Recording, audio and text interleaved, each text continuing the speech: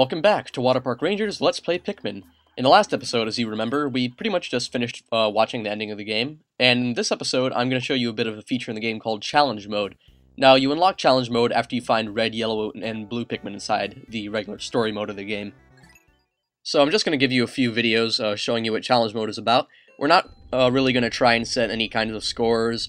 I just want to show you the changes that have been made to each level in order to suit them for the Challenge Mode version.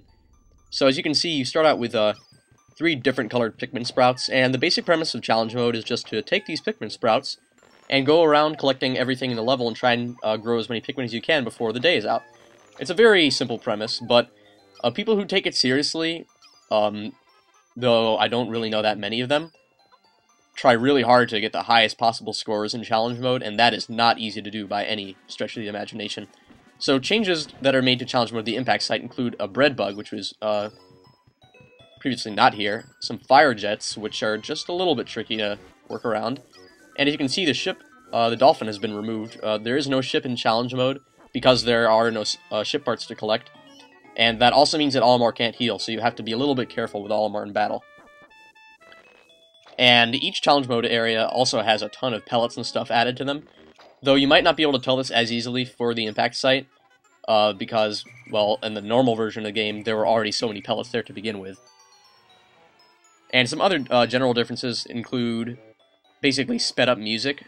In Challenge Mode, the music for each area is sped up somewhat. And also, I'm not sure if you can tell this, because it's really not that easy to tell, but it's a little bit more dim just in terms of lighting. That also means that the Forest Navel, which is already a pretty dim area to begin with, gets a little bit even more dim. Though actually, that's probably not easy to tell.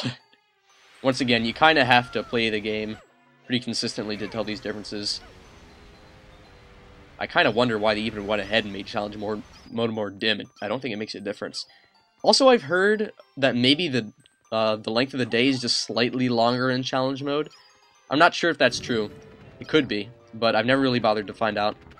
As you could obviously tell, there was no Gulix or Mamuta there, and the Pearly Clamps have also been removed in favor of just more pellets. So collecting all those pellets and getting them to the right onions is no easy task by any stretch of the imagination. There's also a flint beetle somewhere here, but we didn't find it. So that's all for this area, pretty much. Now I'm going to show you some bits of the Forest of Hope and what's been changed here. The Forest of Hope is a little bit more like the other Challenge Mode areas in the game because they went ahead and put a lot more enemies in it in addition to the pellets. And actually, I think now I'm finally going to be able to show you the Dwarf Bullbear because there are a few of them that are put in here, and I unfortunately couldn't show you them in the normal story mode or campaign of the game. So here's the Dwarf Bullbear.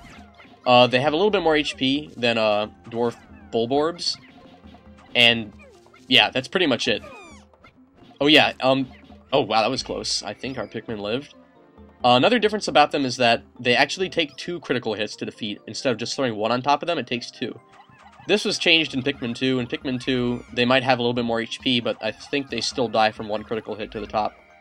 Another little strange thing about them is that instead of just shaking your Pikmin off, they do like a fancy backflip to throw them off. An interesting little difference. I'm not going to show you everything that's been changed in all the levels. The general changes that you can tell are that there are a couple more fire jets. You can see them back there. You can kind of see them over there. So the only enemies that are really here are Dwarf Bullbears, Dwarf Bulborbs, some Spotty Bulborbs, and some Spotty Bullbears. And there are some Pearly Clamps. It's weird. In Challenge Mode, they took the Pearly Clamps away from the impact site and put them in a couple of the other areas instead. Challenge Mode also usually takes away all the walls that are in the way, and if they are in the way, they're usually bomb walls, which can be, honestly, finished more quickly, because bomb rocks are faster than breaking down walls normally, because they probably just don't want you wasting any time breaking down walls when you're supposed to be growing Pikmin. So the Armored Cannon Beetle's also been removed, as you can see. So have all the Sheer Grubs and Burrowing Snagrets in the area. And here's an interesting trick you can do. Throw Bomb Rock carrying yellow Pikmin to the side of the Pearly Clamp, and they'll toss the bomb in to blast out the Pearl. You can't really abuse that feature in the normal mode because they like to hide around the water, so unfortunately you still have to go over them with blues in story mode.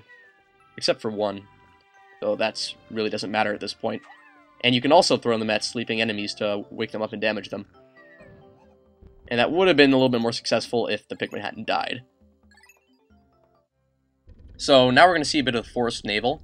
The Forest Naval is really weird in challenge mode because they pretty much took out all of the enemies and replaced them with just a couple scattered honey wisps here and there, a bread bug that pops out by the side as opposed to far away in the level, and a pearly clam plant that appears where the Libra used to be, way out on that dark island. And I'm not going to bother showing you that because that would take a bit of time, and honestly, you can probably just tell where it would be. It's located way high up on one of those plateaus. And this area is also huge. There may be very little walls, but that doesn't change the fact that there are so many pellets to gather. And believe it or not, someone has actually set the highest possible score for this challenge mode area. You can find the challenge mode videos somewhere around YouTube, I forget exactly where. The sound is kind of out of sync though, so you might want to put some other video playing in the background so that the sound doesn't get on your nerves. They're still impressive to see by any means. All kinds of big pellets far away. Not easy to get these pellets. I mean, they're all over the place, and they're just so far away from the onion. You have to have such good planning and such good timing to gather them all. Obviously, the beady longlegs has been removed too, if pretty much every other enemy has been taken out. Just big, empty expanses with pellets. That's the Forest Naval for you. The Distant Spring is easily the most interesting challenge mode area in the game, and so it's probably going to take us a little bit longer to see all the changes that have been made to it. The first thing that's worth mentioning is that this area is so huge that even among the most hardcore Pikmin players, the highest possible score for this level has never ever been set, just because the place is too huge. There is just not enough time to go out across this whole area and gather every single pellet. It might seem like it is feasible, given a couple of things that are hinted at later in the area, but the fact remains that it's never been done. Even by the same person who managed to do so well at the Forest Naval.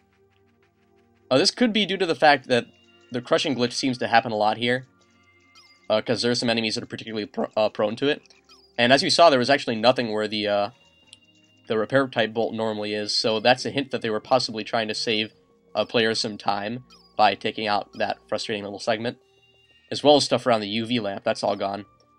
And interesting thing, new feature is that they've added a Mamuda here, which really is just kind of strange. And also, all bull bears have been replaced by bulborbs, and they're just scattered haphazardly around the area in groups here and there. Armored cannon beetles are taken out, and so are the water dumples. Actually, water dumples aren't in challenge mode at all. And like a lot of the other challenge mode areas, sheer grubs and sheer wigs are not present either. Puffstools are also here, which is really strange. Fiery blowhogs and puffstools, which both look a lot like underground enemies, and are only found in the Forest Naval in the normal mode. Have kind of been placed around this area too. Pearly clam clamps are here once again. And the Ionium Jet number 2 area is vacant as well, hinting at another time saver. So those are 3 hints that I think are kind of telling you that it is possible to get everything here in the allotted amount of time. Because, let's face it, they took away everything from the repair type bolt area, the UV lamp area, and the Ionium Jet number 2 area. So it could be possible to get everything here. It just seems really, really difficult. Once again, maybe I shouldn't be speaking because I've never really attempted to do well in any of the challenge mode areas. I've just played around in them and seen what was changed. And of course there's no smoky prog here. That would be a little bit of an overkill. So I'm just going to head in this direction and see if we can find any large pellets. Because those are usually located pretty far away. Yep, there's one. The Forest Naval also had so many pellets that were huge and far away. But it's more of a problem in the Distant Spring, basically, because the Distant Spring just has more surface area to cover. And a yellow Wollywog is taking over the Smoky Prog's position, right there. I guess they're kind of hinting that maybe they're related. Because personally, I always found it kind of weird that the Smoky Prog was supposed to be a malformed Mamuda. It just seems more like a Wollywog in terms of its shape. So since we were just spending a little bit of time away from the sprouts, they've gone from leaf to bud. A feature that Olimar has probably mentioned in one of his journal entries. And I figure since I killed the Puffstool so easily in normal mode, I should just give you a glimpse of what it does. So after I show you what it does, we're pretty much going to end the episode there, and I'll save the final trial challenge mode for next episode. So there will be one more episode after this. So now let's just wait for the Puffstool to flip itself back over. Oftentimes that causes mysterious deaths, so be warned. And now we're going to see what happens when they get sprayed. Now watch, they turn purple and turn into mushroom Pikmin that attack you and damage you. And you can just spin the control stick to shake them off and they'll return to normal. So those are the basics of mushroom Pikmin. They're only dangerous in large numbers.